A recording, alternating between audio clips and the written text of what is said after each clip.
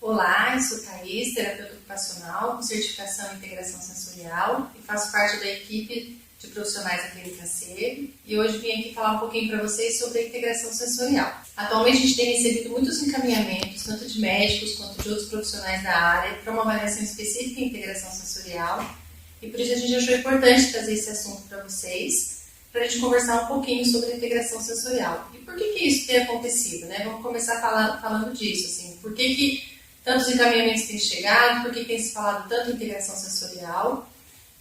O primeiro motivo que eu vejo é a inclusão das alterações sensoriais no DSM-5 como um dos critérios diagnósticos do TEA, né, do transtorno do espectro autista. Então, hoje a gente tem lá no DSM-5 as alterações sensoriais como um desses critérios, principalmente relacionados à hiperresposta e hiporresposta.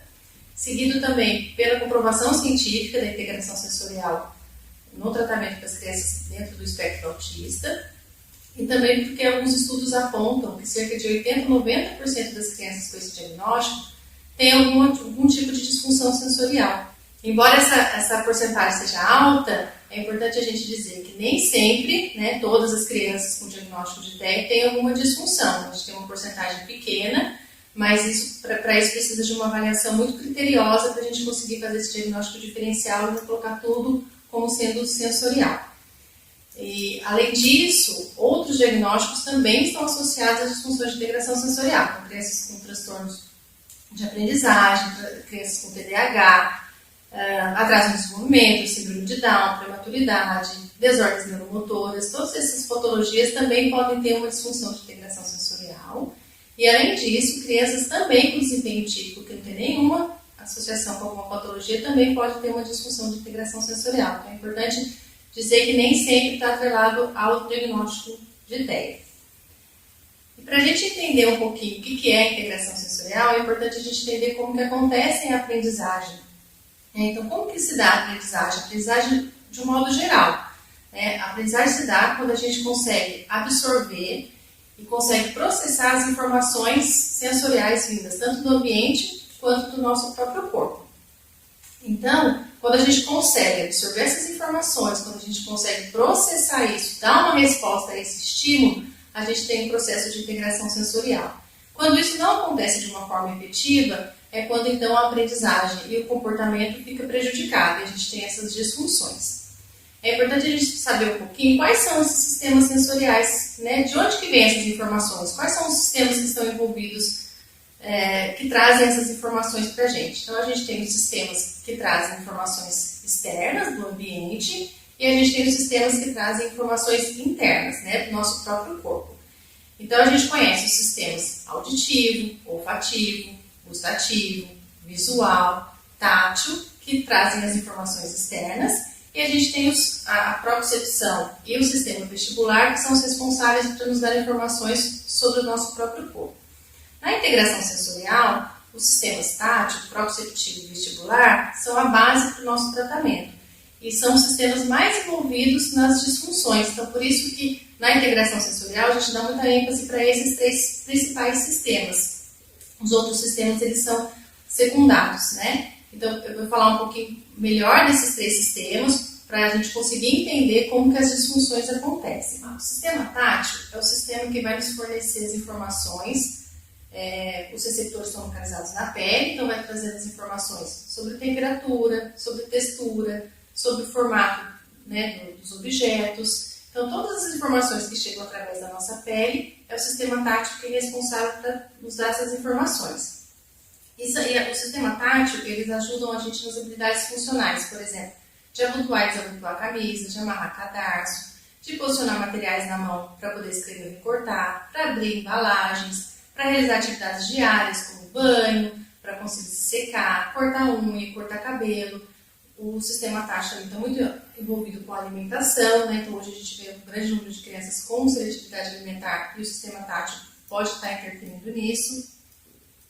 O sistema proprioceptivo é um sistema que vai nos fornecer informações sobre o nosso próprio corpo, sobre a nossa posição do corpo no espaço. Quem nos dá essas informações, os receptores proprioceptivos, são os nossos músculos e articulações.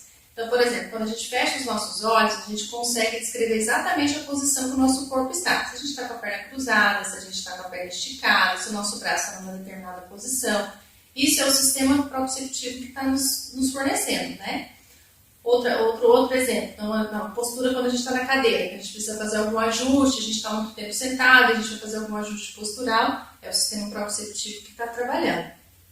Então, as atividades funcionais relacionadas à propriocepção é o ajuste da postura na cadeira, saber o quanto de força que a gente precisa para acariciar um animal, para segurar um lápis, para segurar um brinquedo, para fechar uma porta, para realizar atividades que exigem imitação corporal, para a gente conseguir, por exemplo, desviar de pessoas num jogo coletivo, para a gente não dar trombada nessas pessoas. Então, tudo que envolve a orientação do nosso corpo no espaço, a posição do nosso corpo, é o sistema proprioceptivo que está trabalhando.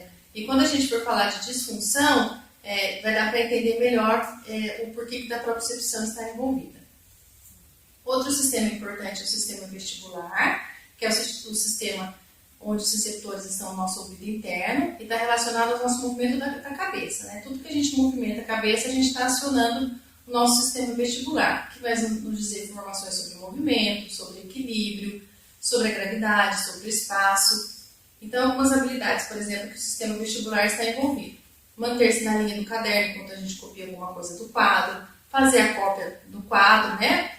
Fazer esse movimento de olhar para o quadro, para a lousa, e escrever, coordenar os dois lados do nosso corpo para tarefas como nadar, pedalar, usar talheres, tudo isso está envolvido no sistema vestibular. Todos esses sistemas, eles não trabalham isoladamente, eles estão muito envolvidos juntos, né? A gente só fala um pouquinho de cada um para poder entender o que é cada um deles, mas todas essas tarefas, os três sistemas estão envolvidos.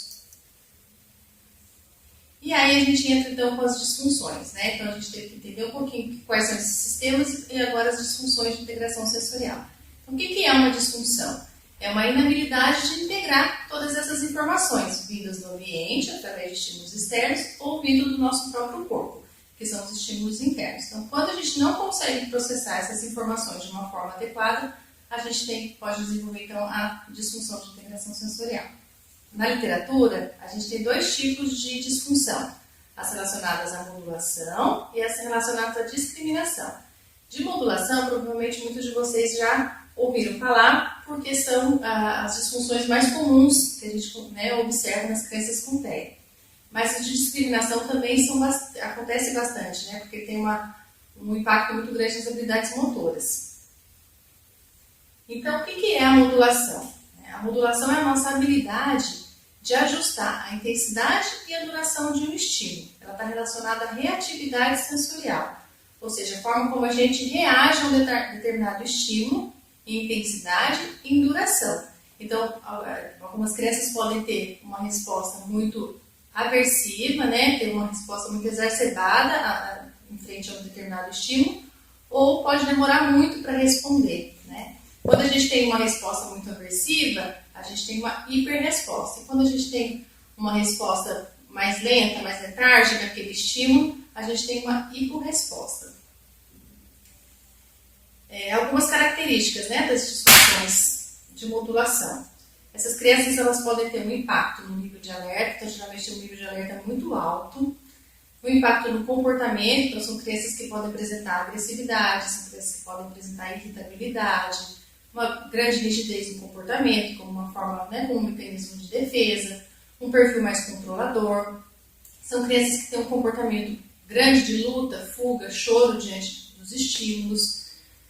Isso tem um impacto muito grande na funcionalidade da participação. Podem ter um comportamento de busca sensorial, que é um comportamento que a criança busca por alguns estímulos, né, um comportamento mais agitado, porque esses estímulos ajudam a criança a se autorregular. Então, isso também a gente pode ver nessas disfunções de modulação. E a principal disfunção de modulação que a gente encontra nas crianças dentro do espectro, por exemplo, é a defensividade tátil, que é uma hiperresposta, uma aversão aos estímulos táteis. Existem outras disfunções, por exemplo, de segurança gravitacional, de tolerância ao movimento, que está mais relacionado ao sistema vestibular, mas hoje o que a gente mais encontra são as disfunções do sistema tátil, que é a defensividade tátil. Quais são as principais características da defensividade tática? Essas crianças, muitas vezes, elas podem apresentar recusa determinados tipos de tecido, selecionar alguns tipos de roupa. Então a costura, uma determinada costura pode incomodar, a etiqueta da roupa pode incomodar. Uma dificuldade grande, por exemplo, de ficar em fila, né? Elas preferem sempre ficar no final da fila para evitar o contato com uma criança muito próximo, né? Ter o controle daquilo, então ninguém vai chegar perto de mim, então eu prefiro ficar no final da fila. São crianças que podem evitar situações de interação de atividades mais coletivas, aquelas atividades e brincadeiras que tem o toque, que tem contato mais corporal. Essas crianças podem preferir brincar sozinhas. Existe, por exemplo, a atividade de vida diária, cortar unha, cortar cabelo, pentear cabelo, tomar banho com determinado tipo de esponja ou a própria espuma, de se secar, porque a toalha pode ter um tipo de textura que incomoda, escovar dente. Atividades, por exemplo, com massinha, com cola, com areia. Essas atividades podem ser bastante aversivas para essas crianças. São crianças que podem responder ao toque com agressão, né, porque a entrada daquilo é muito aversivo para ela.